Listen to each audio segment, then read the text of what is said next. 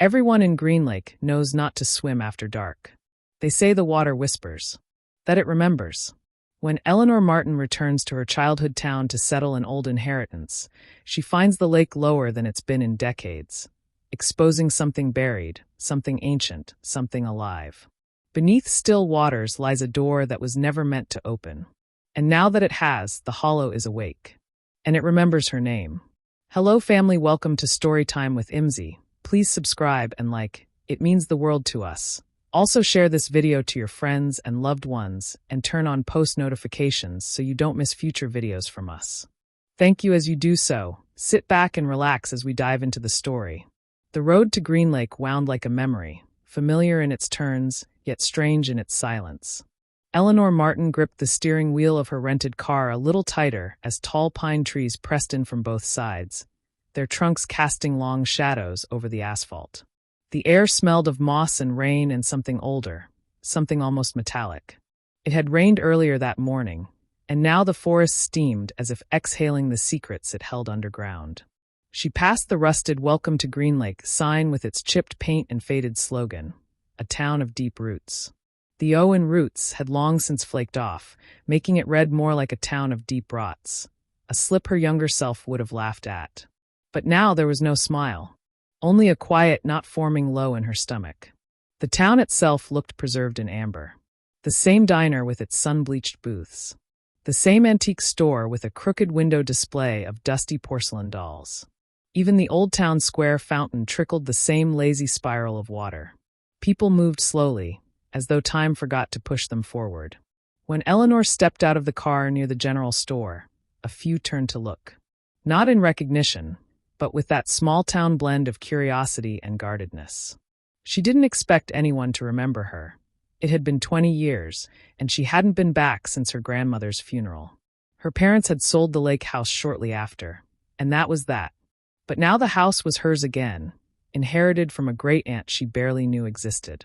The letter had arrived on creamy paper, with looping cursive and no return address. You must return. The house is waiting. Do not delay. No signature. Just the deed. As she drove down the slope toward the lakefront, Eleanor felt the tension rise in her spine. The lake came into view like a sudden breath, the water gray and low under an overcast sky. She slowed to a crawl, brow furrowing. The shoreline had receded, revealing a line of jagged stones and dark soil that hadn't seen air in decades. In places, flat slabs of something man-made poked from the mud, like the tips of buried ruins. She parked in front of the old house. It stood just as she remembered, tall and narrow, with a sagging porch and ivy clinging to the siding like an old regret. The windows were dark, watching her. She stood there a moment, letting the silence wash over her, the only sound the lazy lap of water against the shore and the low hum of wind through pine. And then a sound behind her. Thwop. She turned. Nothing. Just the tall grass swaying. Still, her heart skipped once. Eleanor shook her head and grabbed her bag. She had barely crossed the threshold of the house when she noticed the photographs on the wall, dusty, crooked, untouched for years. Her grandmother's stern face stared out from one frame. In another, Eleanor as a child, smiling by the lake. Her fingers hovered over the glass. She thought of the lake again, how low it sat, how exposed the bones of the earth looked beneath it. She had the strangest feeling, like it was watching her back. As the sun dipped lower and shadows crept across the water, Eleanor stepped onto the back porch and gazed toward the lake's edge. Something was hidden there. She could feel it, beneath the surface. Waiting. The first night in the house passed in fragments, snatches of sleep broken by creaking wood, distant rustling, and the constant whisper of wind moving through the trees. Eleanor lay in her childhood bedroom, now stripped of its old posters and toys. Only the faint outlines on the wallpaper remained, ghost prints of a life once lived here. At precisely 3:12 a.m., she woke suddenly, heart pounding. No dream, no sound, just a thrum in her chest, like she'd missed a step on invisible stairs. She sat up, listening. Silence, but not empty. It was a silence full of weight. She swore she heard a faint splash down at the lake. She padded barefoot down the stairs, careful not to disturb the house's uneasy slumber. The back porch groaned as she stepped out, arms folded tight against the chill. Moonlight slid across the water like a blade. The lake shimmered, too still, too smooth, like stretched skin. Then she saw them, footprints. Not hers. A trail of muddy impressions led from the lake's edge up toward the house, right to the base of the porch. She froze. The prints were small, barefoot, but deep, as though whoever made them had stood there a long time. But the earth was dry. Too dry to hold a shape like that unless they were fresh. She backed into the house and locked the door, suddenly aware of every creak and shift in the floorboards above and below her. Sleep didn't return. Morning arrived in shades of gray and silver. Eleanor made coffee just to hold something warm. The local diner was open by 8, and she drove there with no real plan other than to ask questions she hadn't yet dared to say aloud. The bell above the door jingled as she stepped in. Heads turned. A few nods. One man muttered her last name under his breath like a warning. She sat at the counter beside a stack of brittle old newspapers and waited. A boy slid onto the stool beside her, no more than 15, with untamed curls and a jacket 2 sizes too big. He sipped a glass of orange soda like it was whiskey. "You're the Martin girl," he said without looking. Eleanor blinked. "Excuse me. Everyone knows you came back. They said you'd find it." "Find what?" He looked at her then, directly. His eyes were too calm for someone his age. "The hollow. That's what you're here for, right?" Eleanor nearly laughed, but something in his tone stopped her. "What is that?" "A place." He nodded once. "Beneath the lake. They say it goes down forever. Tunnels, doors, things buried. Some people used to go diving out there to find it." He sipped again. "Most didn't come back." "Why?" "They say the hollow takes what it likes. Sometimes just your breath. Sometimes more." He leaned in. "That lake? It's not just a lake. It's a lid." Eleanor stared at him, unsure whether to laugh or run. The boy slid off the stool and tossed a crumpled 5 onto the counter. "Careful if you hear it calling. It sounds like water. It sounds like someone you lost." And with that, he left her alone with her cooling coffee and a heart now beating too fast. Later, she walked the lake's edge again, staring at the footprints, still faintly visible in the drying mud. That night, they would appear again. But this time, they wouldn't stop at the porch. The attic was colder than the rest of the house. Not just cooler, colder, like something seeped through the boards from the outside. Eleanor hadn't planned on going up there, not yet, but after finding the footprints again that morning, closer this time, just below her bedroom window, she felt drawn to it. Like a breath she needed to take, but couldn't explain why. She pulled the cord, and the ladder creaked down with the groan of wood too long ignored. A puff of dust spiraled into the air. The attic hadn't changed since she was a child, but it felt smaller now, more crowded somehow. Sunlight filtered through a round window choked with cobwebs, casting everything in a dull amber haze. Old trunks, stacks of yellowed newspapers, a cracked vanity mirror with her grandmother's perfume bottles still arranged in careful rows. But it was the desk that caught her eye, an ancient writing table pushed against the far wall. Something about it seemed out of place, newer than the rest, as if someone had been using it long after the rest of the attic had gone quiet. Eleanor crossed the creaking floorboards and opened the desk's single drawer. Inside, she found a bundle of papers wrapped in oilcloth. She unwrapped it slowly, heart thudding. Maps. Dozens of them.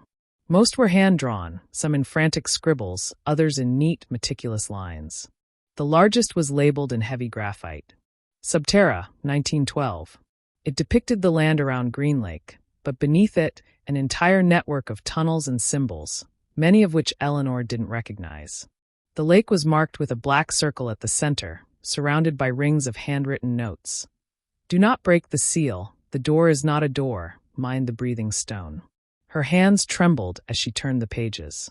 Some were letters, unsent, all in the same looping cursive she remembered from her grandmother's journals.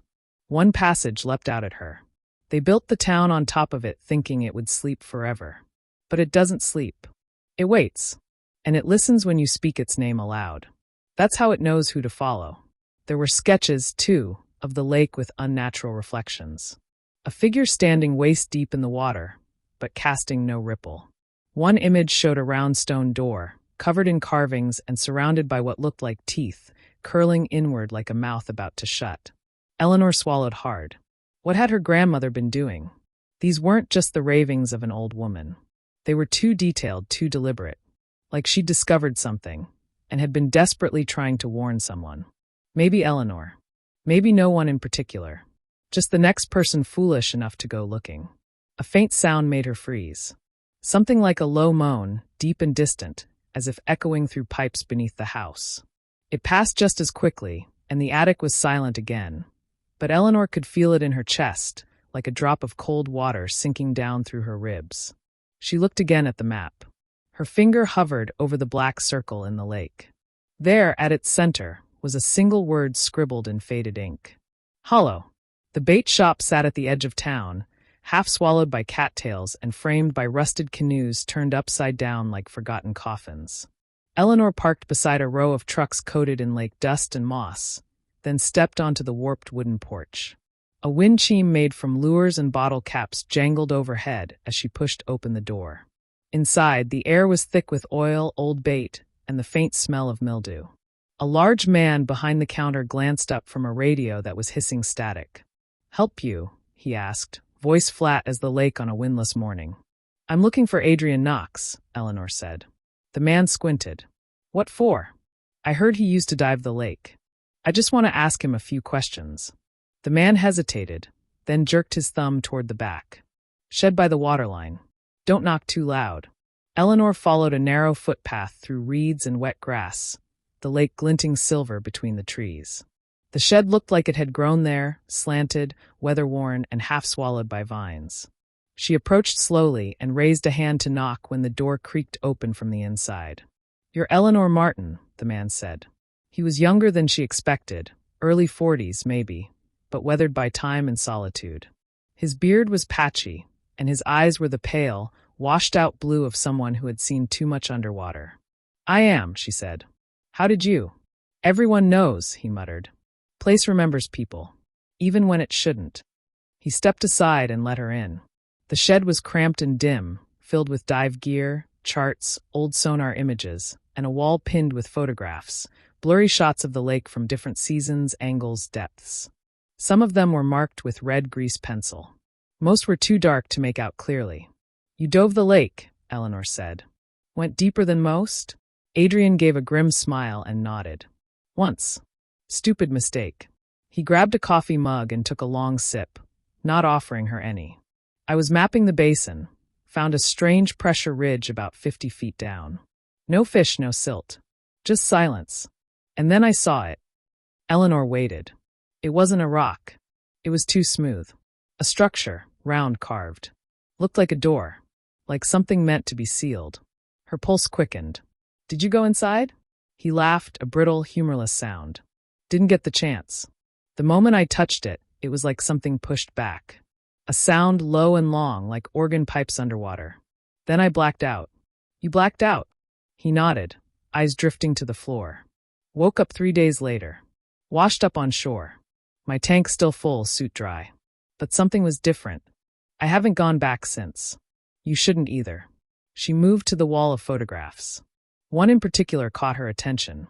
It was grainy, taken from underwater. In the background, faint outlines of concentric carvings, like spirals inside spirals. "You've seen the map, haven't you?" Adrian asked softly. Eleanor turned. "Yes." "Then you already know this town is sitting on a lid. And something underneath is trying to lift it." He stepped closer, voice barely more than a whisper now. "They think the lake keeps it quiet. But it's not the water that holds it. It's the watching. That's why the old families stayed. Your grandmother, the Burkes, the Fletchers. They didn't live here. They kept it here. Bound it. Until they didn't." A tremor passed through her. "And now?" Adrian's face darkened. "Now it's waking up." The lake was still that morning, eerily still. Not a breath of wind, not a ripple across the water's surface. It looked more like obsidian than water, as if something vast and black had spread a mirror across the world. Eleanor stood at the shoreline in her wet suit, the air thick with the scent of algae and something sharper, metallic, like old blood. Adrian adjusted her tank and checked the seals, his movements brisk but silent. Neither of them had spoken much since dawn. The time for questions had passed. Now they had only one answer left to find. "You go first," he said, voice muffled through his rebreather. Stick close. If you see anything strange, don't touch it. No matter what it looks like. Eleanor nodded. The weight of the gear was nothing compared to the weight in her chest. They entered the water together. The descent was slow at first. 20 feet. 40. Sunlight filtered weakly through the green murk, dappling the water in ghost light. Tiny fish darted away as they passed, but Eleanor noticed they avoided one area. A wide, dark shelf that jutted out from the wall of the lakebed like a collapsed balcony. Adrian pointed. They kicked downward, passing over the shelf. And then there it was. The door. It rose from the mud like a buried monument, half swallowed by silt and time. Smooth stone, circular, covered in strange spiraling symbols that seemed to twist the longer she looked at them. It was massive, easily 15 feet wide, and surrounded by a ring of jagged stones that pulsed faintly, almost imperceptibly, like a heart buried deep. Adrian circled it carefully and gestured to a carved indentation at its center, a pattern she recognized from her grandmother's notes. Eleanor reached into her suit pocket and retrieved the oilskin map. It had instructions, but they were cryptic. The mark must be matched. The water must watch. The seal breaks not with force, but with memory. She looked around, and then it hit her. A stone nearby bore the exact spiral etched into her grandmother's wedding ring. Eleanor had almost left the ring in the attic, but some part of her, some instinct, had told her to wear it today. She slid the ring from her finger and pressed it into the carved slot. The door didn't swing open. It breathed. A low vibration pulsed outward, rattling through her bones. The symbols along the edge flared with dim blue light, one by one, like stars igniting in a dead sky. Then, slowly, the stone began to grind open, revealing a vertical shaft of darkness beyond. Air. Inside the lakebed. They exchanged a look. Together, they swam into the opening. Inside was silence, but not the peaceful kind. It was the kind of silence that had been waiting for someone to break it. The tunnel sloped downward, wide enough to walk. The water receded behind them, though their suits still dripped.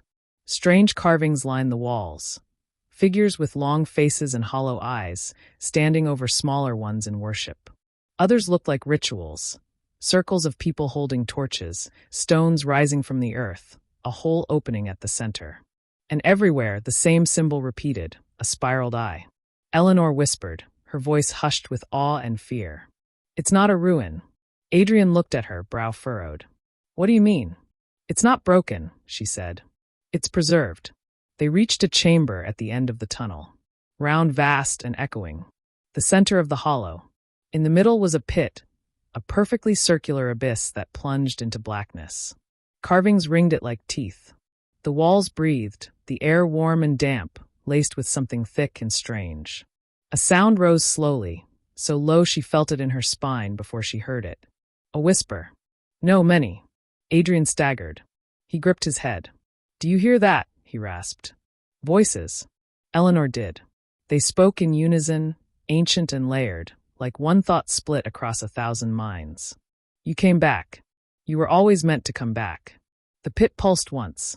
Adrian fell to his knees, eyes rolled back, breath shallow. One must stay. One must carry. One must choose. The hollow had awakened. And it was waiting. Adrian's body slumped forward, one hand twitching against the stone floor. His mouth hung open, but no sound came. Eleanor rushed to his side, grabbing his shoulder. His eyes stared past her, into the airless dark above. Adrian, she whispered. Come on. Look at me. He didn't blink. His breath was shallow but steady, as if he were asleep or listening. It speaks in dreams, the voice inside her head murmured, not her own. It does not lie.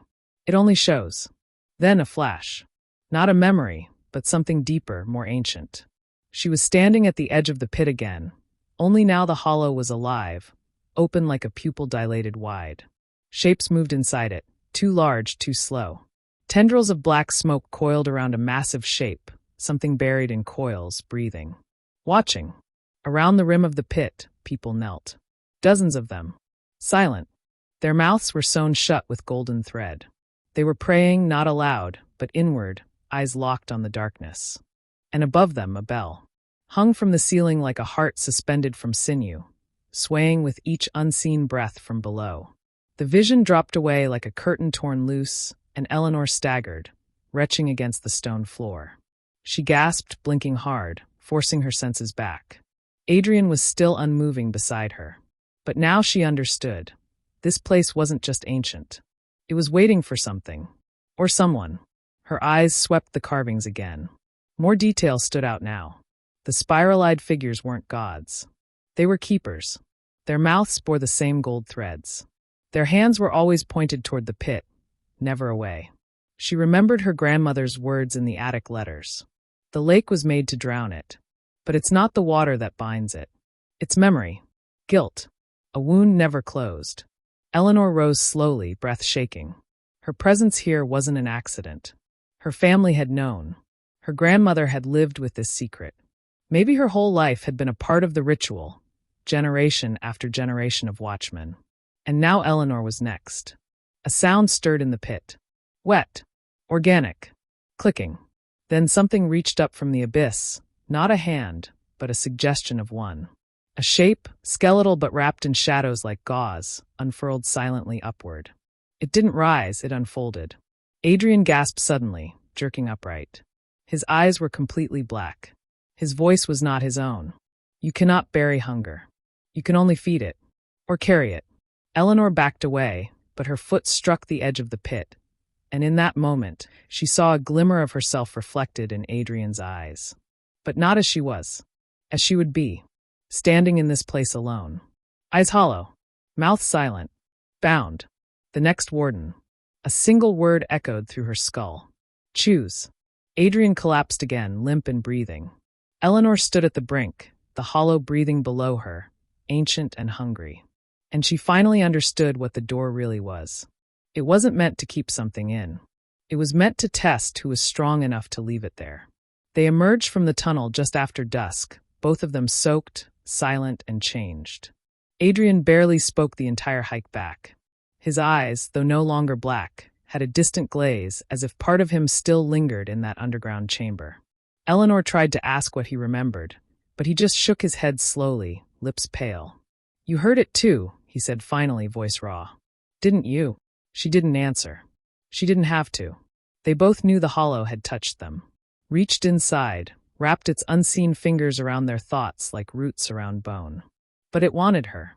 She could feel it like a second heartbeat now, deep and low, vibrating beneath her skin. Every step away from the lake only made it stronger. It wasn't pulling her back. It was waiting for her to come willingly. Back at the house, the wind had picked up. The lake was churning, its surface no longer flat and still, but restless, like something beneath had begun to stir. Eleanor stood on the back porch, staring out at the black water. She clutched her grandmother's map to her chest. Beneath the original sketches, in a corner she hadn't noticed before, was a message faintly traced in red ink. If the door opens again, the bond must be renewed. Not by stone, not by ritual, but by sacrifice. One soul, one name, one pact. The stories made sense now. The missing divers, the whispers, the low water levels, the town's quiet, uneasy tolerance of strangeness. They had all known in some way. And those who didn't last. She lit the fireplace and burned the map slowly, piece by piece, watching the spirals curl and blacken. Not out of denial, but out of clarity. She didn't need it anymore. The hollow had already written itself into her memory. The next day, she drove into town. At the diner, the same old men were there. They didn't look at her when she walked in, but she noticed how their shoulders stiffened. How one of them made the sign of the cross. She sat across from the boy, Micah, the one who'd told her about the hollow. He was already waiting. I saw your name, he said. In the ledger. Eleanor didn't ask which ledger. She simply said, it's true. All of it. He nodded solemnly. Are you going to do what they did? Or are you going to break it? Eleanor studied him for a moment. Then she reached across the table and took his hand. You're too young to carry this. Tell the others. It's done. He narrowed his eyes. You made the pact? No, she said. I made a different one. That night, she returned to the lake alone. She wore no suit. No gear. Only her grandmother's necklace, heavy and cold against her collarbone. At the shore, she whispered the words she had heard in her vision. ancient, wordless sounds made of breath and memory. The water responded, folding inward, parting slightly in the center like the eye of a storm. The hollow was listening. One must stay. One must carry. One must choose. Eleanor stepped into the water slowly, until it reached her chest. Then her throat. Then over her mouth. She didn't struggle. When the water covered her eyes, she saw it, the spiral. Bright. Burning. Pulsing. But she didn't sink. She stood. Eyes open. Breathing.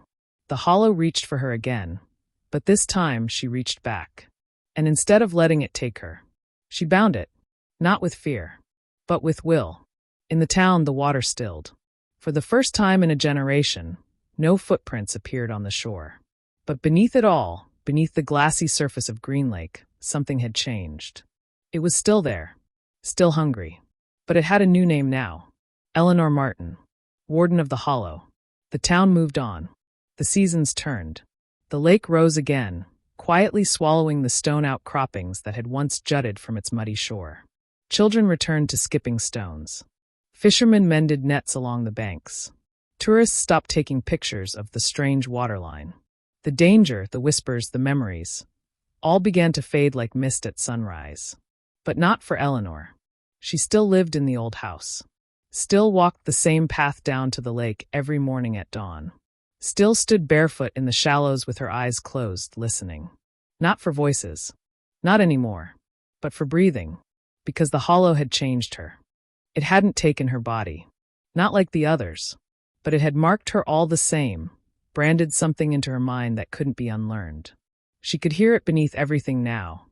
The hum in the wires, the rustle of trees, the pause between thunder and lightning. The pulse of it. Sometimes she heard it in her own heartbeat. At night, she dreamed not of her childhood, but of that pit. The ring of carved stone. The bell. The spiral. In her dreams, she stands on its edge, unmoving, while others kneel around her. New figures now. Strangers. Locals. People she passes at the market. People who do not know they are dreaming of her, too. And at the center of it all, the hollow stirs. Always hungry. Always waiting. But it does not rise. Because she keeps it still. Micah visits her once a month. He never stays long. Just sits on the porch and tells her the news of the town. Who got married, who moved away, who heard strange sounds by the water and decided to ignore them. He always brings her coffee. Never asks about it. Until one morning he does. What happens, he asks, staring at the lake, if you leave? She doesn't answer right away. Just watches the rippleless surface. The perfect stillness. Then, it won't wake up. Not right away. But it'll start looking for me. In people's dreams. Their fears. Their grief. It knows how to call. Micah swallows hard. Then you're trapped here. Eleanor turns toward him, a faint, sad smile at her lips. No, she says softly. It is. And beneath the still waters of Green Lake, the hollow waits. Not for escape, but for her to look away. Even just once.